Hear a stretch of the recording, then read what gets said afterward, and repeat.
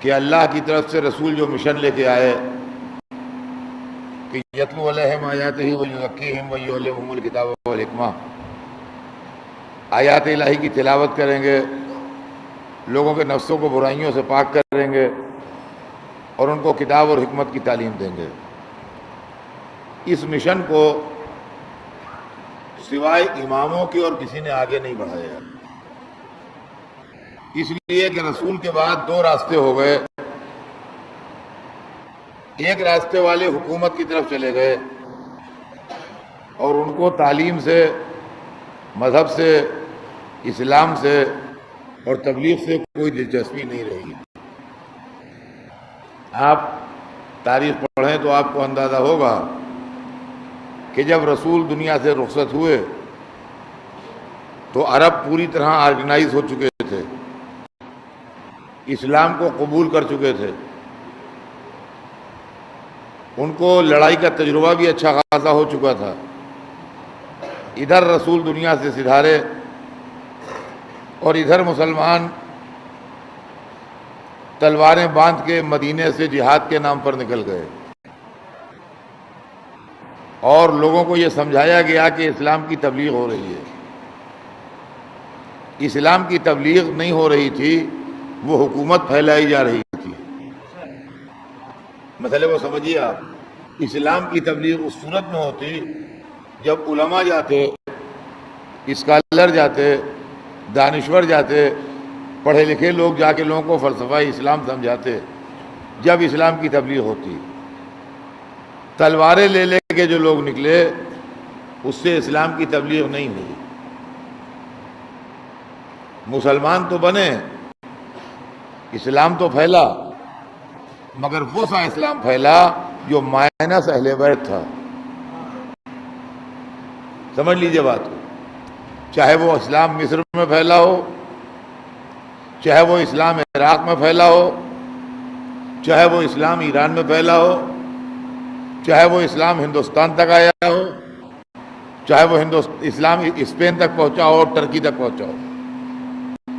آپ پڑھے لکھے لوگ ہیں، میں آپ کو دعوت دیتا ہوں کہ آپ تاریخ پڑھنے کا شوق ڈیولپ کیجئے اپنے اندر اور اسلامک ہسٹری کو پڑھنا شروع کیجئے، تو آپ کو اندازہ ہوگا کہ لوگ تلواریں لے کے جو نکلے تو مسلمانوں کو فتوحات نصیب ہونے لگے۔ فتح اس لیے ان کو مل رہی تھی کہ جن قوموں سے ان کا ٹکراؤ تھا وہ اپنی ایج پوری کر چکے تھے۔ ہر چیز کو غور سے سمجھیے کہ کیا ہے، ایک مدت تک ایک کلچر اور ایک تہذیب زندہ رہتی ہے، اس کے بعد اس کے اندر ڈاؤن فال شروع ہو جاتا ہے، اس کے اندر زوال پیدا ہو جاتا ہے۔ چاہے وہ یونانی تہذیب ہو، چاہے وہ ایرانی تہذیب ہو، اور چاہے وہ ہندوستانی کلچر ہو۔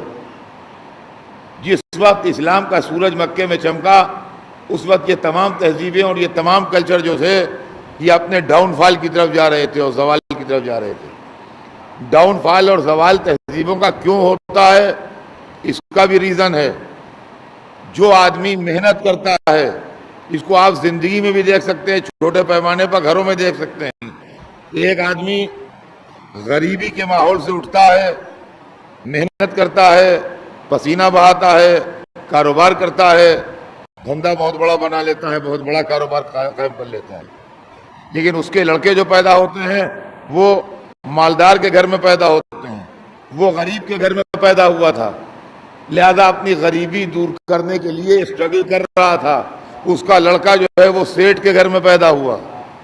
سیٹھ کے گھر میں پیدا ہونے والا لڑکا اور طرح پلتا ہے، غریب کے گھر میں پیدا ہونے والا لڑکا اور طرح پلتا ہے۔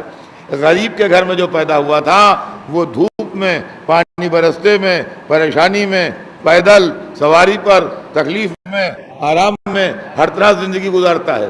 سیٹھ کے گھر میں پیدا ہونے والا بچہ کار ڈھونڈتا ہے کہ گاڑی ملے تو ہم جائیں، ورنہ ہم جا کیسے سکتے ہیں۔ اس وقت اس کی سمجھ میں بس یا لوکل ٹرین نہیں آتی ہے، اس لیے کہ وہ اس کا عادی نہیں ہوتا ہے۔ نتیجہ یہ ہوتا ہے کہ دوسری تیسری جنریشن جو ہے وہ عیش پرست ہو جاتی ہے۔ جب دوسری تیسری جنریشن عیش پرست ہو جاتی ہے تو ان کا ڈاؤن فال شروع ہوتا ہے۔ جس طریقے سے گھروں کے اندر ایسا ہوتا ہے ایسے ہی ملکوں کے اندر ایسا ہوتا ہے۔ گھروں کے اندر ایک دو جنریشن میں ہوتا ہے، ملکوں کے اندر 200-400 برس کے اندر ہوتا ہے.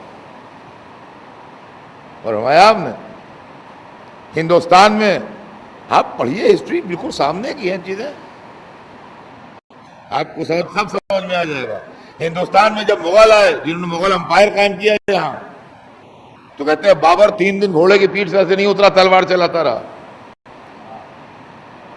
تو ادھر افغانستان کے سائڈ سے آیا تھا، وہ سخت، مشکل پسند، طاقتور، باہمت، 3 دن گھوڑے کی پیٹھ پر سے نہیں اترا اور تلوار چلاتا رہا.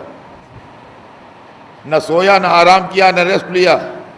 جب 3 دن گھوڑے کی پیٹھ پر سے نہیں اترا اور تلوار چلاتا رہا تو اس نے ایک ڈائنیسٹی کی بنیاد ڈالی ہے، خاندان کی بنیاد ڈالی. لیکن تھوڑے دنوں کے بعد، 400 برس کے بعد، 300 برس کے بعد، اسی بابر کے خاندان والے مخمل کے فرش پہ چلنے میں ان کے پاؤں چھلنے لگے اور انگریز ان کو پکڑ لے گئے، ان کے تلوار نہیں نکلی ان کی. تو عزیزان گرامی، یہ لوگ کہتے ہیں عروج اسلام، عروج اسلام، عروج اسلام، یہ دھوکہ دیتے ہیں. یہ عروج اسلام نہیں تھا. ہاں، عربوں نے اپنے کو آرگنائز کر کے، ان کو کئی اور فیکٹر کام کر رہے تھے. لفظ جہاد بھی کام کر رہا تھا اور جنت کا مژدہ بھی کام کر رہا تھا. یہ سب چیزیں ان کو اٹریکٹ کر رہی تھیں. انہوں نے مقابلہ کیا تو قرب و جوار کے ملک فتح کیے. قرب و جوار کے ملک فتح ہوئے تو ان کو یہ معلوم ہو گیا کہ اللہ ایک ہے، محمد اس کے رسول ہیں، اور یہ جو سامنے ہے یہ خلیفہ ہیں. اب وہ کیسے ہیں، کیا ہیں، کردار کیا ہے، یہ سب ان کو کچھ نہیں معلوم. آل رسول کون ہیں، علی کون ہیں، فاطمہ کون ہیں، حسن حسین کون ہیں، یہ ان کو نہیں معلوم. اس لیے کہ جن لوگوں نے حکومت پھیلائی ان کی پالیسی کے خلاف تھا کہ وہ آل رسول کو انٹروڈیوس کریں وہاں کے اوپر. اس لیے کہ اگر آل رسول اصل ہیں تو پھر تم کون ہو؟ اگر اصل آل رسول ہیں تو پھر تم کون ہو؟ لہذا انہوں نے ان کے ناموں کو چھپایا اور ان کے ناموں پر پردہ ڈالا اور ان کی شخصیت کو سامنے نہیں آنے دیا. عزیزان گرامی، آج کی دنیا میں جبکہ ٹی وی ہے، جبکہ ریڈیو ہے، جبکہ ہر آدمی نیوز پیپر پڑھتا ہے، لاکھوں باتیں عام پبلک کو نہیں معلوم ہوتی. تو آج سے 1400 برس پہلے جب دنیا بالکل اندھیری تھی، کون سا ذریعہ تھا پروپیگنڈے کا اور کون سا میڈیا تھا؟ نتیجہ یہ ہوا کہ ان کا اقتدار بن گیا اور اسلام کے سلسلے میں انہوں نے دولت حاصل کرنا شروع کی. صرف مدینے میں پیسے آ رہے تھے، چاروں طرف سے مال غنیمت آ رہا تھا. جن لوگوں نے کبھی سونا چاندی دیکھا نہیں تھا ان کے گھر سونے چاندی سے پٹے پڑے تھے. یہ مدینے مکے کے رہنے والے واقف نہیں تھے سونا چاندی کیا چیز ہوتی ہے.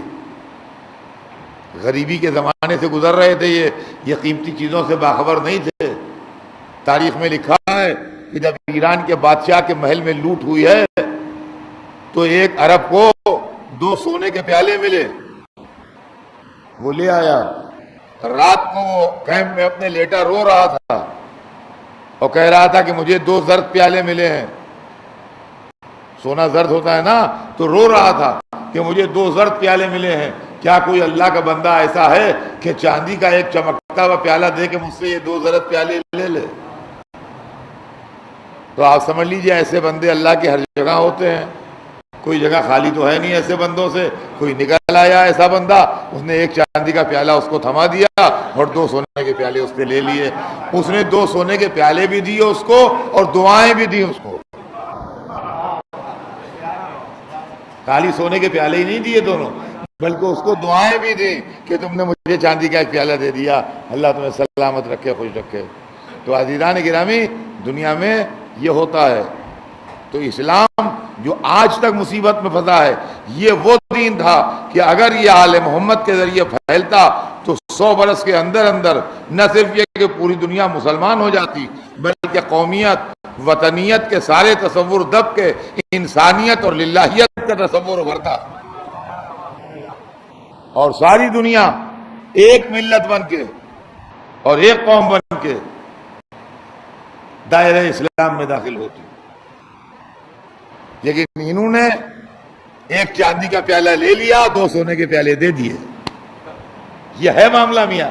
یہ نہیں سمجھ پائے کہ کیا ہے. یہ 2 سونے کے پیالے دے کے 1 چاندی کا پیالہ لے کے خوش ہو کے چلے آئے. نتیجہ یہ ہوا کہ جب تک مسلمانوں کے اندر محنت کشی رہی، وہ 300-400 برس رہتی ہے، وہ 300-400 برس رہتی ہے. اس وقت تک وہ فتح حاصل کرتے گئے، اور جہاں سے وہ عیش و عشرت کے عادی ہو گئے، اور جہاں سے وہ محلوں میں رہنے کی زندگی کے عادی ہو گئے، وہاں سے ان کا ڈاؤن فال شروع ہوا.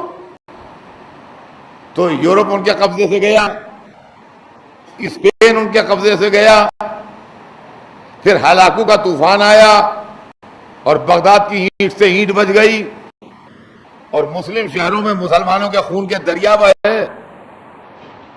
تاریخ پڑھیے، آپ کو سب کچھ معلوم ہو جائے گا. یہ سب کچھ جو ہوا یہ کس لیے ہوا؟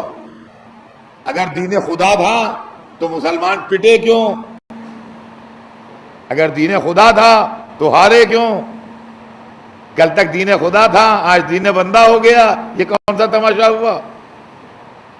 عزیزان گرامی، اس پورے اندھیرے ماحول میں آل رسول کا ایک کیریکٹر رہا ہے. میں یہ چاہتا ہوں کہ میرے بچے اور میرے نوجوان اس مسئلے کو سمجھ لیں کہ آل رسول کا کیا رول رہا ہے.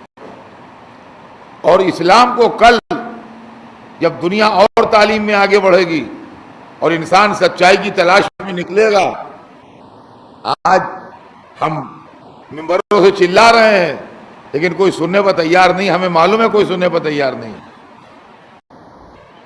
ہم روز اپیل کرتے ہیں کہ غور کرو، سنو، لیکن پلٹ کے کوئی جواب دینے والا نہیں ہے. لیکن یہ سچویشن ہمیشہ نہیں رہے گی.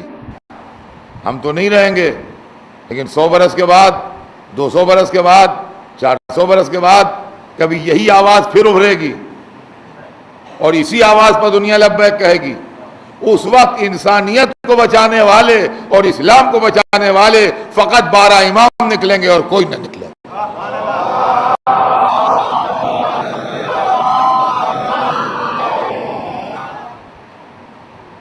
آج سب کچھ اپنی جگہ، مگر یہ اجتماع جو ہوتے ہیں، یہ لوگ جو آتے ہیں، یہ بہتے ہوئے آنسوؤں میں جو حسین کا ماتم ہوتا ہے، یہ اسلام کو ایک ایسی قوت ملتی ہے کہ یہ اسلام کل بھی زندہ تھا اور آج بھی زندہ ہے. اور عزیزان گرامی، یہی وجہ ہے کہ جب دین بچانے والا دن آیا، عاشور کا دن، تو ہر ایک چاہتا تھا کہ میرا نمائندہ کربلا میں ہو.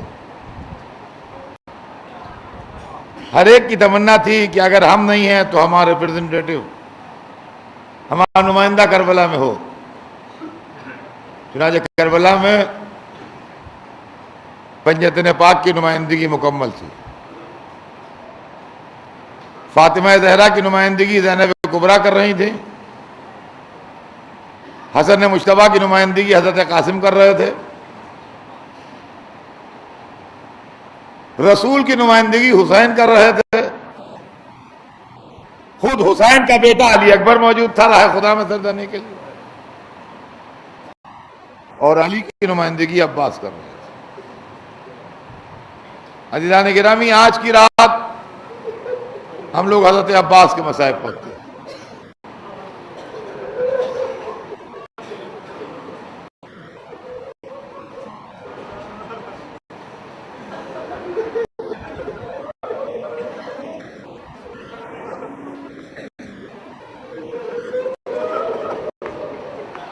یا عباس، ہماری جانیں آپ پر نثار.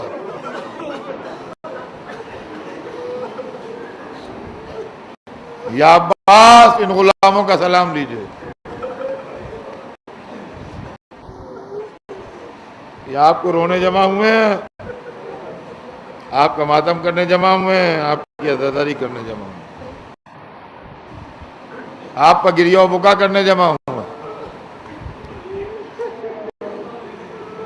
کربلا کے 72 شہید لاجواب تھے. کربلا کے 72 شہید بے مثال تھے، پوری دنیا میں ایسے ملیں گے نہیں. مگر عباس وہ تھے جن کو سب کی سرداری ملی.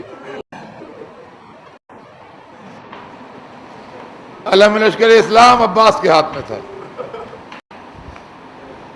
اور اس شان سے علم اٹھایا کہ آج تک علم اٹھ رہا ہے.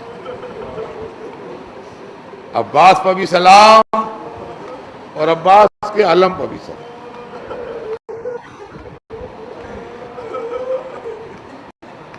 میرے پاس ہوتا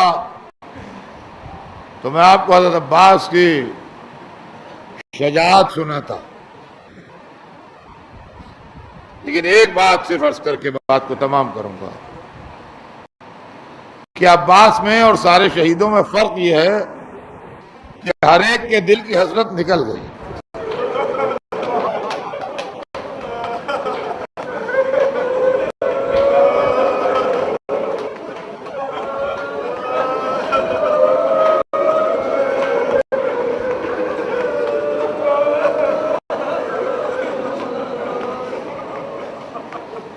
قاسم ہو یا علی اکبر،